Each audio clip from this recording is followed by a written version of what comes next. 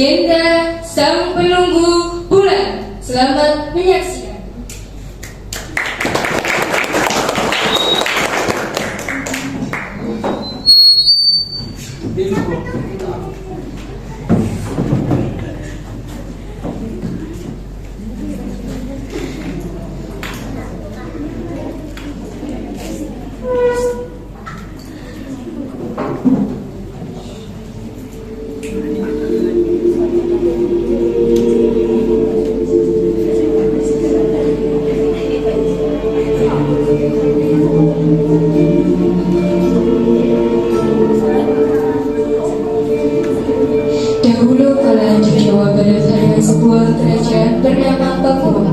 Kerajaan itu memiliki tanah yang subur serta pemandangan yang indah memanjakan mata.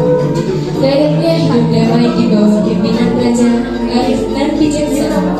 Di dalam istana hiduplah dua gadis remaja yang sama-sama memiliki para cerita dan berguna. Mereka adalah Endahwati dan Antai.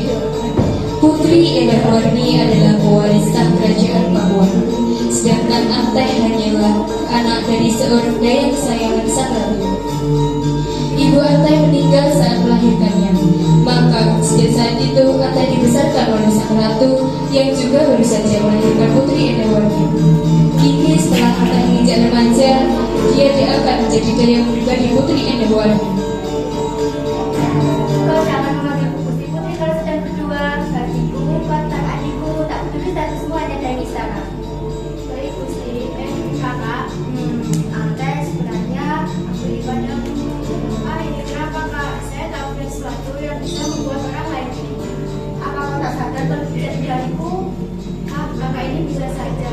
Mana bisa wajah sejelek ini dengan cantik. Dan cantikan itu kakak. Waktu pangeran dari kerajaan seberang datang, dia sangat terpesona dan kakak. Ya kakak, itu Karaka yang memberikan baju yang cocok untukku. Di mana kau baju itu? Itu saya Sulika yang menjahitnya. Benarkah? Tak kusangka kau pada menjahit. Kalau begitu, nanti buatkan lagi ya. Mungkin untuk pernikahanku. Aduh kak, tak berani saya membuat baju pernikahan untuk kakak. Kalau jelek, pasti akan dihukum dan dimarahi oleh rakyat. Tenang saja, baju pesta kemarin bagus sekali. Baju pengantin pun pasti bisa.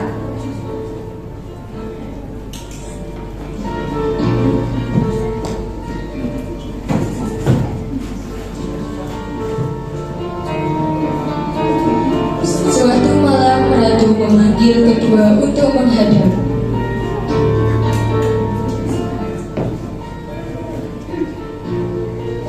Putriku, kelak kau akan menggantikan ayahmu untuk memimpin di kerajaan ini. Sesuai ketentuan, kau harus menikah pendamping hidup sebelum dia kamu hilang. Maksud ibu, aku harus menikah? Iya nak, aku dan ayahmu sudah sepakat dan diukur untuk menjodohkanmu dengan Ananta Kusuma, anak dibagi dari Kabupaten. Baiklah ibu, jika memang harus menikah, aku akan menerimanya. Dan untukmu Antai, tugasmu adalah menjaga dan menyediakan aturan kakakmu supaya tak terjadi apa-apa untuk menjelang pernikahannya. Baik, Gusti Ratu.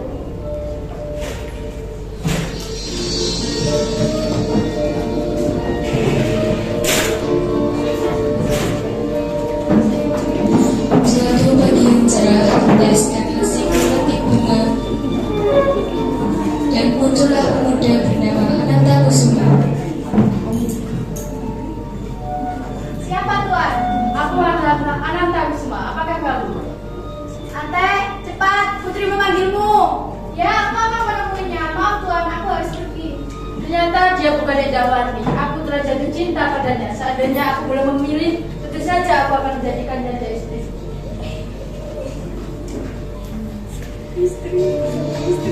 Tiba waktunya Adipati Wetan datang bersama anaknya Ananta Kusuma untuk melamar Putri Endahwati.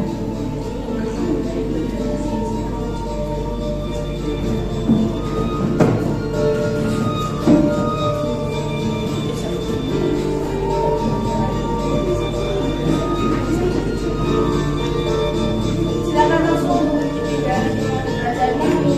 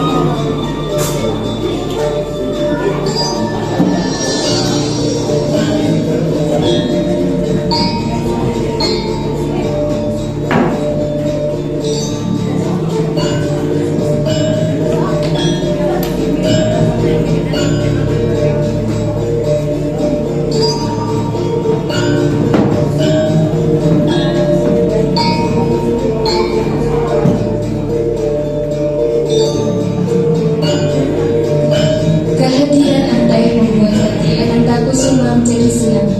Hal itu pun tak luput dari perhatian Putri Indrawarni. Dia begitu terlihat cemburu kepada Antai.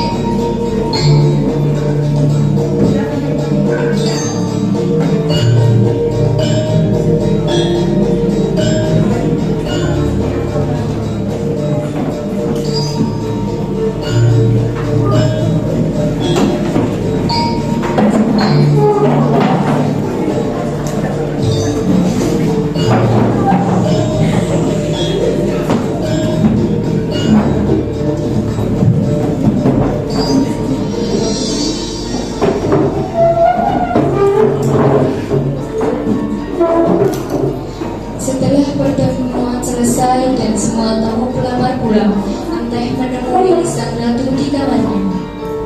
Bagaimana kak? Kakak sudah melihat dari salah suami kakak. Dia sangat tampan dan gagah ya. Ante, mulai sekarang kau tak usah melayaniku lagi.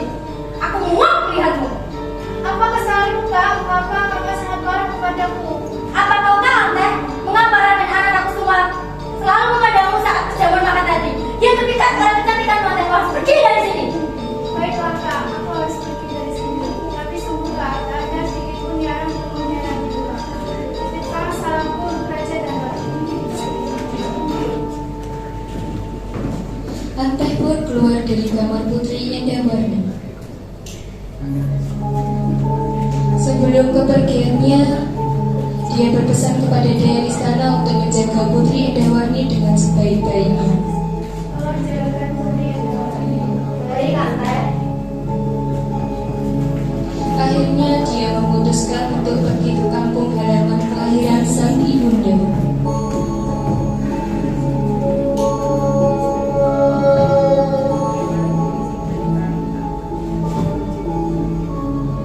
Tiba-tiba seorang perempuan muncul di hadapannya.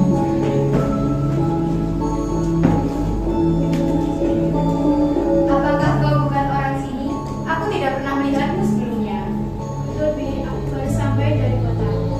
Lantas, apa tujuanmu hingga sampai di tempat ini? Saya kemari untuk mencari kampung ibu yang berada di daerah sini. Akan tetapi, saya tak tahu di mana rumahnya dan apakah adik saudaranya masih hidup saat ini. Tak usah takut.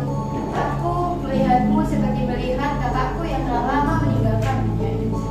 Namanya Nyai Dadap. Nyai Dadap, apakah dia seorang dayan di Istana Pakuan? Iya, betul sekali. Dia juga mempunyai anak yang mungkin seumuran denganmu. Betul, aku adalah anak Nyai Dadap. Jadi, kau adalah keponakanku. Aku adalah adik dari ibumu. Benarkah?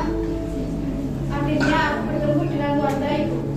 Lantas, bagaimana kau bisa sampai di tempat ini? Bukankah kau juga seorang muslim yang di istana? Betul, Bi. Ceritanya panjang, Bi. Tapi izinkan aku tinggal di ruang ini karena kau harus kemana. Baiklah, ikutlah bersamaku. Sejak saat itu Antai tinggal di rumah Pak. Untuk mengisi hari-harinya Antai bekerja menjadi penjaga.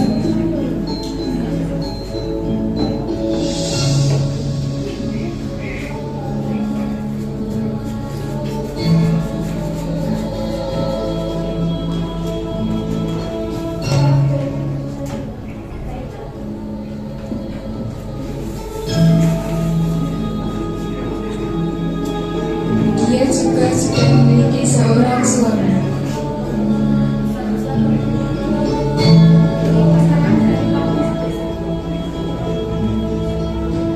Tiba-tiba di depan rumahnya berhenti sebuah kereta kencana yang diikuti banyak pengawal berkuda. Kakak, Ante, maafkan aku Ante. Di dalam aku mencarimu. Kemana saja aku selama ini Ante? Kata tidak seperti itu Kak. Seharusnya aku yang meminta maaf karena kau membuatku besar. Tidak, aku yang bersalah. Untuk itu kau harus ikut aku kembali ke istana. Tapi Kak, aku sudah mempunyai suami dan aku juga tidak sebagai menjadi istana. Bagaimana kalau suamimu juga harus kau bawa ke tidak boleh menangkapnya Antai. Akhirnya Antai dan keluarganya pindah ke istana dan menetap di sana.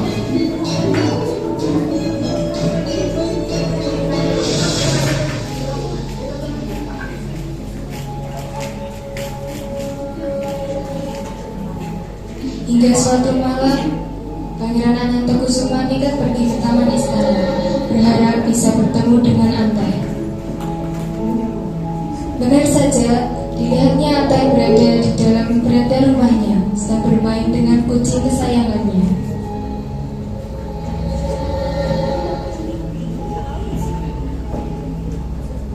Antai, Pangeran, kenapa Pangeran kembali? Bagaimana jika ada yang melihat? Aku tak peduli, yang penting aku bersamamu. Kau tak boleh berkata seperti itu, Pangeran. Kau adalah suami Putri Endawani. Aku tak bisa melupakanmu. Kau harus jadi milikku. Sadarlah, Pangeran. Kau tak boleh mengkhianati Gusti Putri. Antai yang ketakutan berusaha melarikan diri, namun Anantakusuma tetap mengejarnya.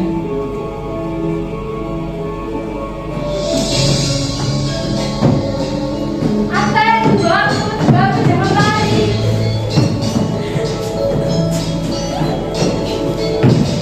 Oh Tuhan, tolonglah hambamu ini. Berikanlah hambamu ini kekuatan untuk bisa lepas dari Pangeran Anantakusuma.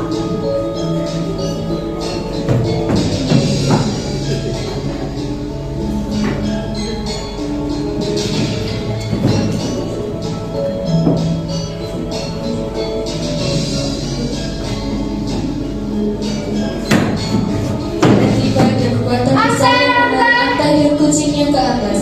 Dilihat sinar bulan meliputi dan menariknya.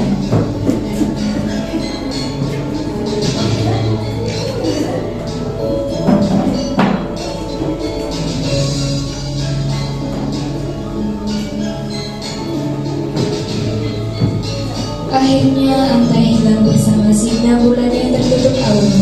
Sejak itu Antai tinggal di bulan dan hanya ditemani kucing kesayangannya. Dia tak pernah kembali ke bumi karena takut Pangeran Anantakusuma akan mengejarnya.